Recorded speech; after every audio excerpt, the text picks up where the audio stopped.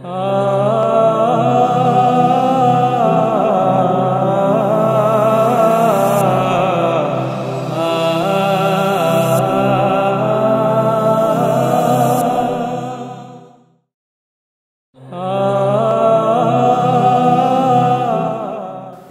ar-Rahman ar-Rahim. Assalamu alaikum wa rahmatullahi wa barakatuh. My brothers and my sisters in Islam, Ramadan Kareem to every single one of you, to the elders, to the young people, to everyone of every age here in New York, across the nation and across the world, watching us today on iTV, where you get your Islamic programming. Alhamdulillah for this opportunity to be here. Of course, I want to wish every single one of you a Ramadan Kareem. And I want to introduce myself. I am Afaf Nasher, your sister here in New York City.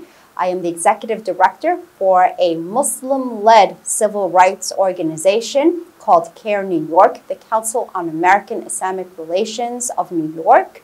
And we are a chapter who fights for Muslims here locally in New York State, but also we're part of a family of CARE chapters who fights for the ability to live Islam and to defend Muslims who face discrimination across the United States. We know that discrimination happens all over the place, and oftentimes it really, really comes hard at immigrants. And that's what I want to talk about today.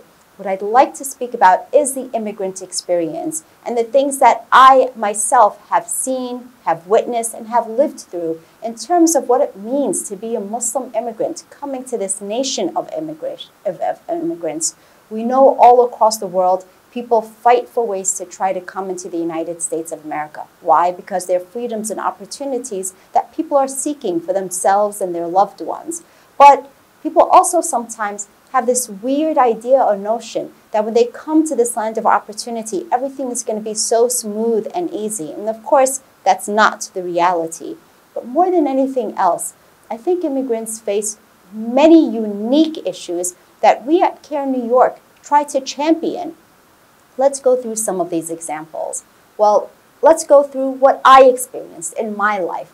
I'm a first-generation American for the most part, meaning I grew up in the United States. I came here as an infant, but my parents are from abroad. I'm actually originally from Yemen, and my parents were the first one to come, and my father has a very, very similar immigrant backstory that so many of you actually have, and that is he came with nothing, and he tried to establish himself, and then eventually he brought my mother and my two older brothers and myself here to join him. And the family expanded, and we went through so many of the trials and challenges that first-generation immigrants often face. One of those challenges, my brothers and sisters, were communication issues, first and foremost. If you don't know the language well, of course it's going to be a barrier. And that is why language access is something that is so critical and important, something that we make really a priority for us in the work that we do with CARE New York. So if you're a parent and you want to go to the doctor, but the doctor doesn't speak your language and you have a sick child, what rights do you have to language access? What if you get into legal trouble? What rights do you have to go into the court and assert your ability to access language translations? Remember, you do have rights, but if you don't understand what those rights are, then how could you possibly assert them or use them? If you don't even know they exist, my brothers and my sisters, how could you utilize them? As a matter of fact, not only are you not gaining the benefits of knowing that such language access and translations may be viable to you, but you're actually at a huge detriment. You're actually being impacted negatively when, as an immigrant, you don't know what your rights are and what resources you have. Language access is one barrier that comes into play time and time again, and we see the impact of that in so many different ways. But let's also think about culture shock. Culture shock is certainly something that my parents experienced. There they were in a country in which everyone is a Muslim. It was a given that you were Muslim. The values were there, the way that people dressed, the way that they spoke, the adhan coming on 5 times a day from every corner, from every masjid, was certainly not something that was present here. And they really went into a shocking stage where they kind of saw how, for example, youth were raised here, the kind of values that were being espoused, the kind of issues that they saw were really kind of shocking and jarring to them and made them afraid. It made them afraid for our upbringing, myself and my siblings, and it made them very, very protective. I remember very often my parents, alhamdulillah, telling us, "You're Muslim. Our values are Islamic values," and they tried to impart some of that wisdom. At the same time, as an immigrant, they didn't know what resources were available for us to assert so that they could help us be raised into strong Muslims. As a matter of fact, even in that time, my brothers and sisters, there weren't even that many masajid. My father would have to travel over an hour to get to the nearest masjid when he wanted to go pray.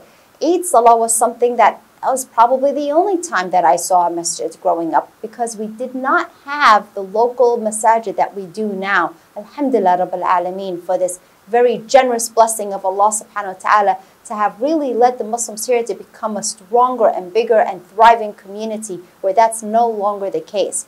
But for all the first generation immigrants out there, we want to let you know, we hear you. We understand that there are so many issues, from language barrier issues to culture shock to trying to retain your family unit and trying to allow your children to have strong Islamic identities.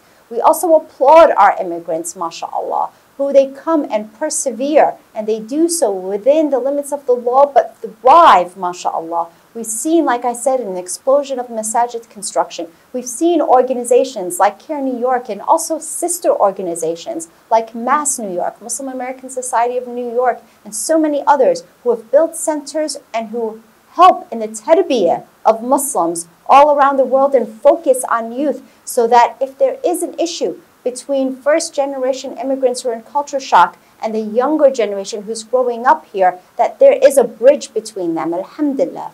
Let's all, subhanahu wa ta'ala, remember our immigrant brothers and sisters. Remember, we have a duty to one another. Let's help one another through communication. And call us if you ever think that you are in need of resources as an immigrant, so we can explore with you what rights you have to access things that every other American has. We hope, inshallah, subhanahu wa ta'ala, that immigrants continue to flood the United States, because we are a proud nation of immigrants. May Allah subhanahu wa ta'ala allow us to stand in our Islamic identity as Americans, inshallah, without ever losing our history of where we came from as well. Jazakum Allah khairan. Assalamu alaikum wa rahmatullahi wa barakatuh.